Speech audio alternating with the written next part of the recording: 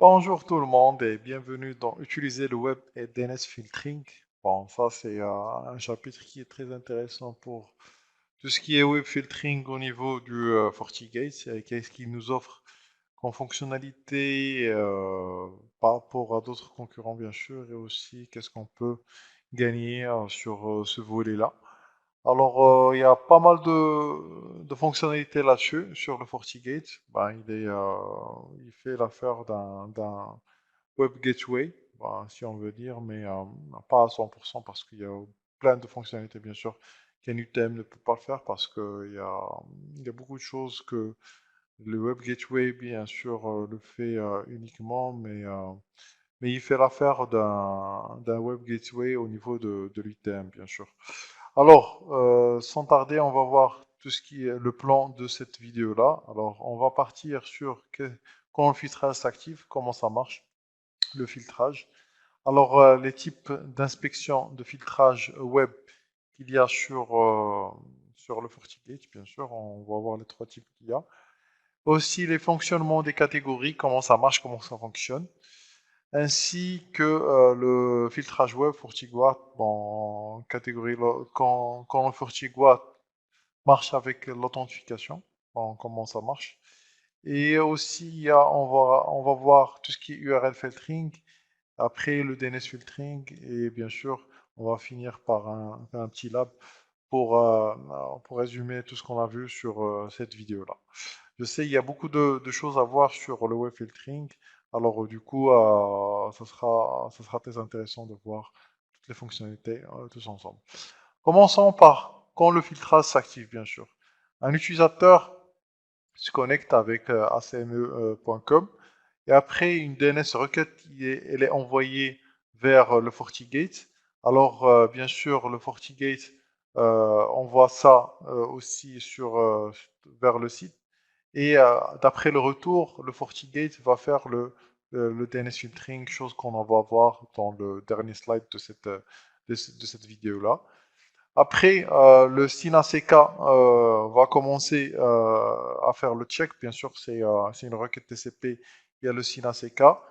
Et après le SYNACK, bon, dès qu'il marche, dès que ça fonctionne, après, il y a la requête HTTP qui est envoyée.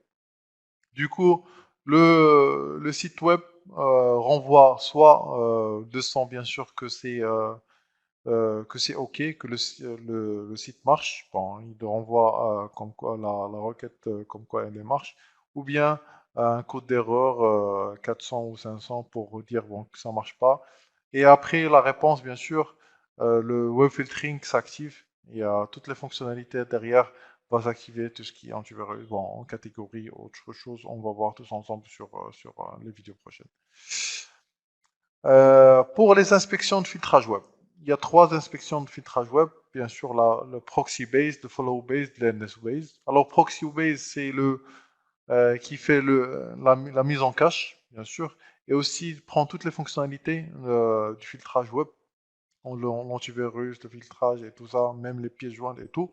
Ça, c'est le plus secure, c'est le plus sécurisé, c'est le proxy based. Le follow based, c'est plus rapide, mais il fait pas toutes les il va pas tester toutes les fonctionnalités sur un site web et il n'y a pas de mise en place il y a pas de mise en cache sur des données.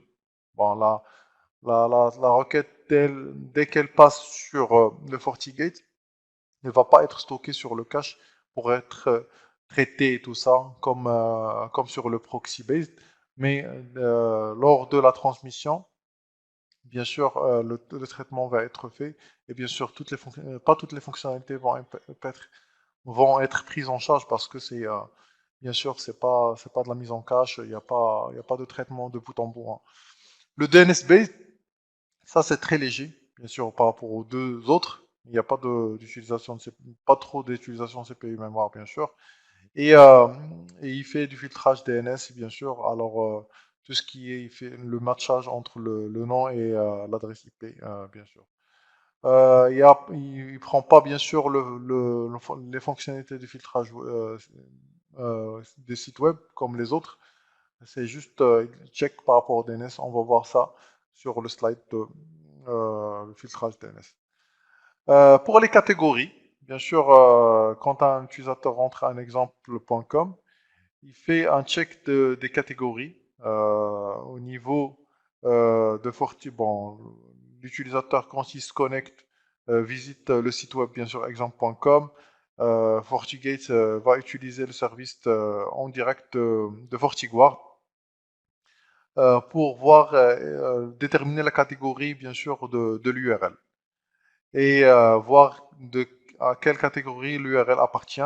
À partir de cette catégorie-là, il va déterminer soit est-ce que cette catégorie est low, block ou monitor. Du coup, c'est en temps réel qui fait le check avec le FortiGuard. Bon, ça c'est, il fait le check directement avec le FortiGuard et vérifier est-ce que dans quelle catégorie le site il est appliqué pour faire l'action, soit allow, soit block, soit monitor, bien sûr, et ça, warning. Alors, pour tout ce qui est catégorie action authentification, alors l'utilisateur, bien sûr, s'authentifie, comme on a vu, il vérifie la catégorie, et d'après la catégorie, il a le choix, si l'utilisateur, bien sûr, s'authentifie, bien sûr, l'action d'authentification, elle va être mise sur les règles firewalling. Bon, si l'utilisateur ne s'authentifiait pas pendant un intervalle de 5 minutes, par exemple, alors la page sera bloquée. Il ne va pas accéder à la page. Et aussi, si l'utilisateur, bien sûr, reste dans la même catégorie, il va pouvoir accéder à toute la catégorie, bien sûr, streaming, media and download. S'il passe sur une autre catégorie, il va être authentifié pour avoir le login et le mot de passe.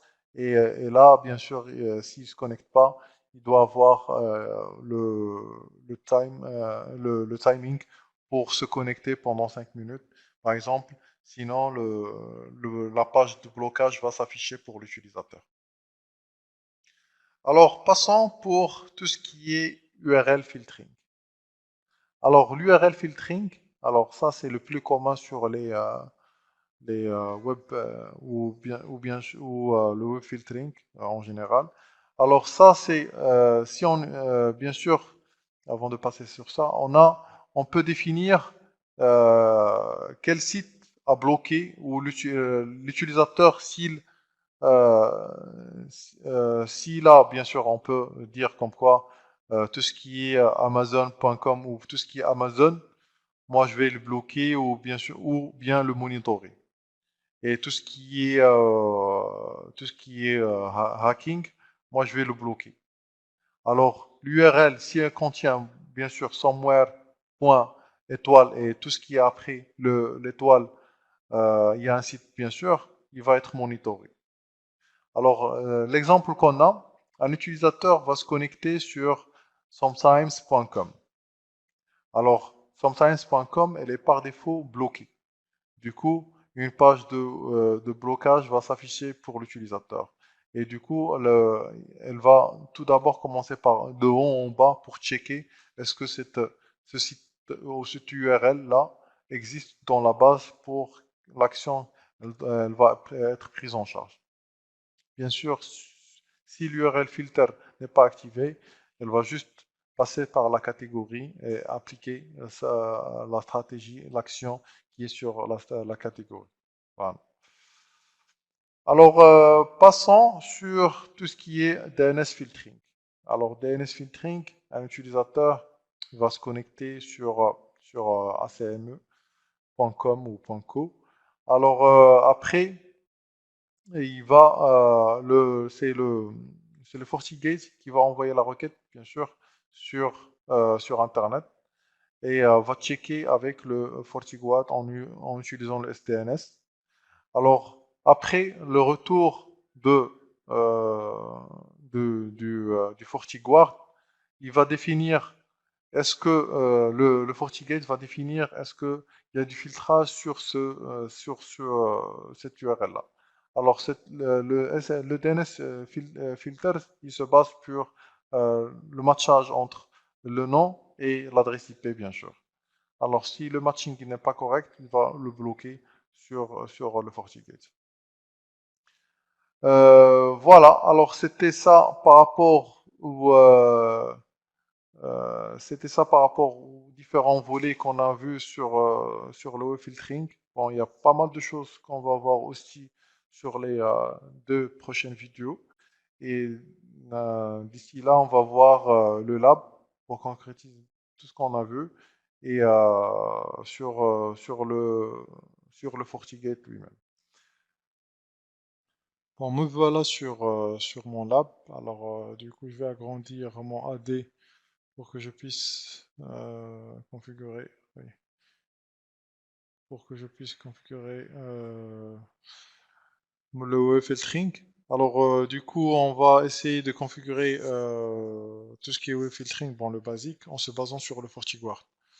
Alors, tout d'abord, vous devriez vérifier est-ce que vous avez la licence. Bon, maintenant, vous pouvez voir que j'ai la licence de web filtering, elle est activée. Alors, du coup, bon, si je clique pour le détail, alors le FortiGuard aussi, il est activé. Du coup, il y a la communication et on peut se permettre d'utiliser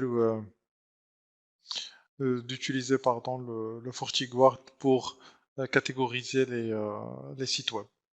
Alors après, on va partir sur Système et on va partir sur Settings. Alors, on va descendre au niveau du firewall, de la page et on va voir est-ce que Profile Based est sélectionné. Et après, on va partir sur la règle qu'on va utiliser. Bon, moi, je vais utiliser juste à partir de mon AD. Alors, je vais rentrer là-dessus et je vais partir sur Inspection Mode.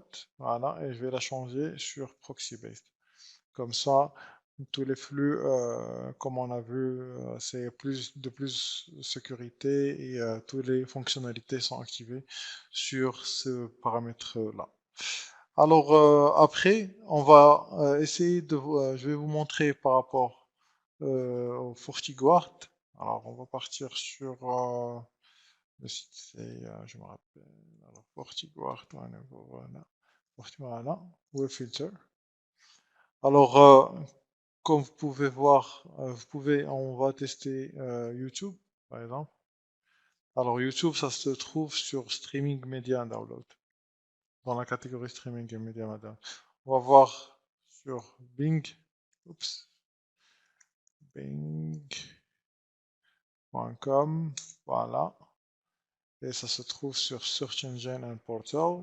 Et on va chercher Skype. On va utiliser du Skype. Ça sera sur Internet téléphonie.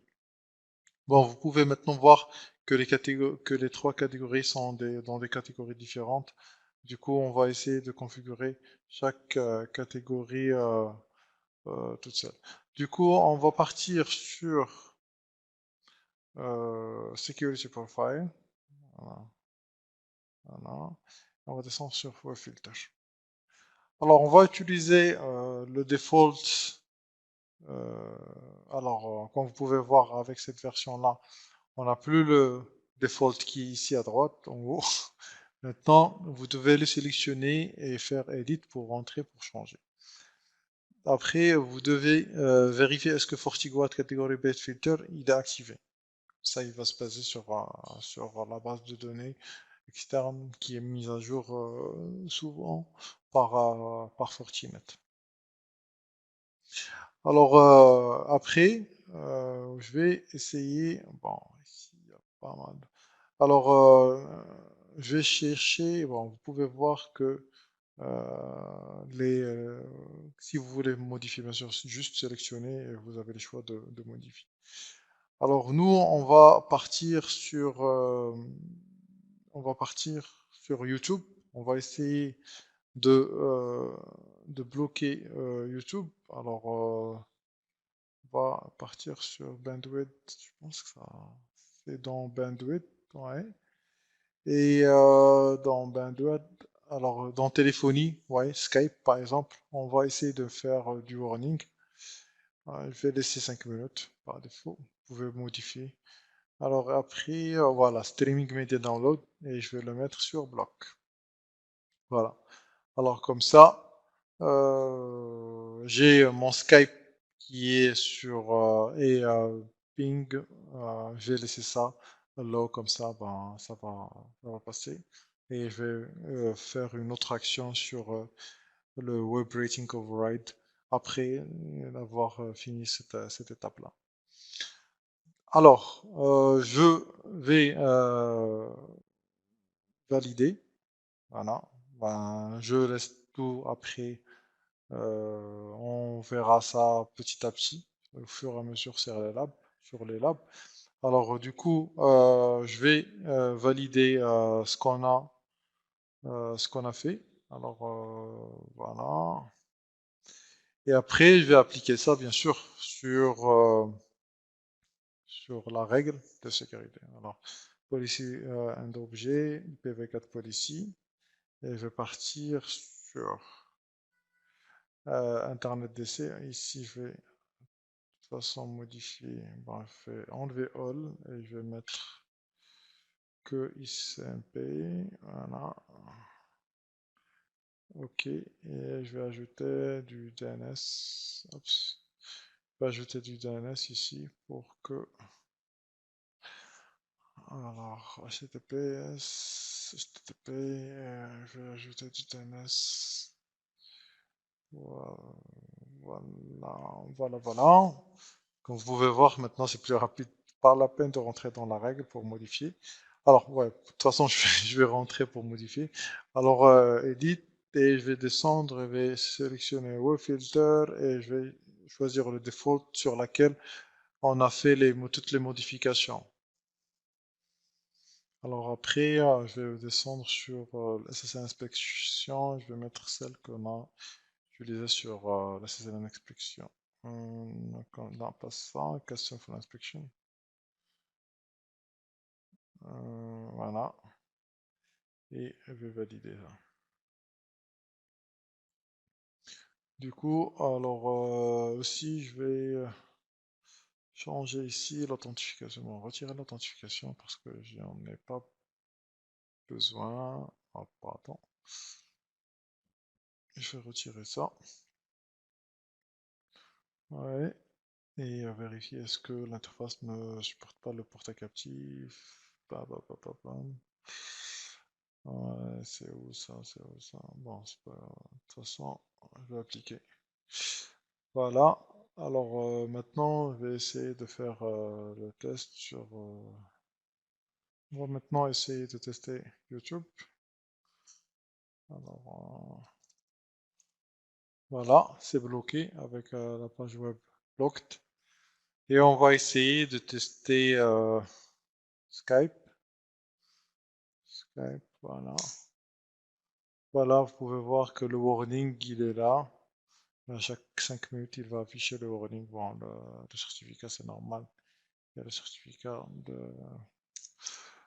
Voilà, alors vous pouvez voir que les deux pages sont filtrées par le FortiGate. Le Bing, on va essayer de le tester.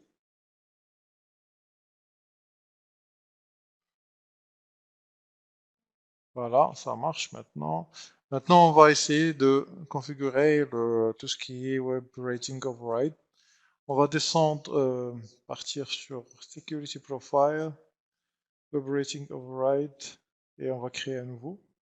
Bon, ça veut dire recatégoriser, si on veut dire, un site web. Si on veut le mettre dans une autre catégorie avec un autre subcatégorie, alors du coup, on peut le faire ici. C'est dans Web Rating Override. Et moi, je vais mettre bing.com. Voilà. Je vais le mettre dans la catégorie qui est bloquée. Alors, on va le mettre sur euh, Security Risk. Voilà.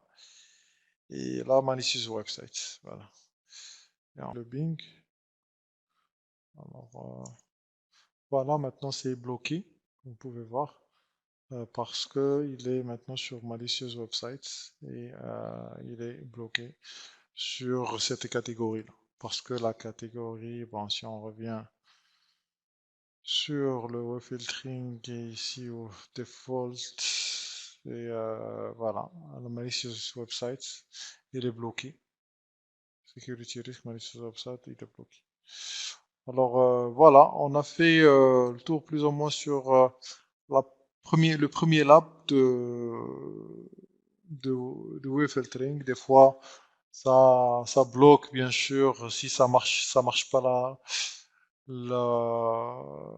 quand vous faites le changement et ça marche pas, vous devriez des fois redémarrer le browser ou bien sûr vider les cookies des fois parce il y a toujours du cache sur du site. Du coup, vaut mieux de redémarrer ou vider le cache pour que ça prend effet la modification sur les catégories ou sur le FortiGate. Bon voilà, merci d'avoir suivi cette vidéo-là et je vous dis à la vidéo prochaine. Merci.